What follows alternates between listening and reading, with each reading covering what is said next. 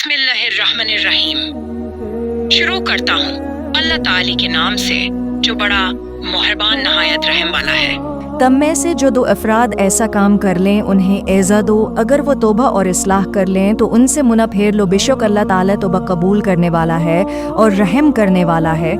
اللہ تعالیٰ صرف انہی لوگوں کی توبہ قبول فرماتا ہے جو بوجھا نادانی کوئی برائی کر گزریں پھر جلد اس سے باز آ جائیں اور توبہ کریں تو اللہ تعالیٰ بھی اس کی توبہ قبول کرتا ہے۔ اللہ تعالیٰ بڑے علم والا حکمت والا ہے۔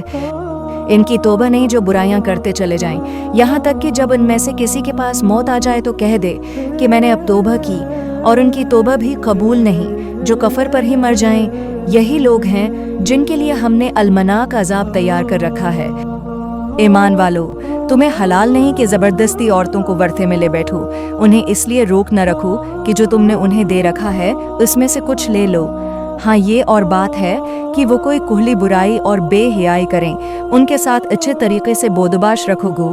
تم انہیں ناپسند کرو، لیکن بہت ممکن ہے کہ تم کسی چیز کو برا جانو اور اللہ تعالیٰ اس میں بہت ہی بھلائی کر دے۔ اگر تم ایک بیوی کی جگہ دوسری بیوی کرنا ہی چاہو اور ان میں سے کسی کو تم نے خزانہ کا خزانہ دے رکھا ہو تو بھی اس میں سے کچھ نہ لو، کیا تم اسے ناحق اور کھلا گناہ ہوتے ہوئے بھی لے لو گے؟ تم اسے کیسے لے لو گے حالانکہ تم ایک دوسرے کو مل چکے ہو اور ان عورتوں نے تم سے مضبوط عہد و پیمان لے رکھا ہے؟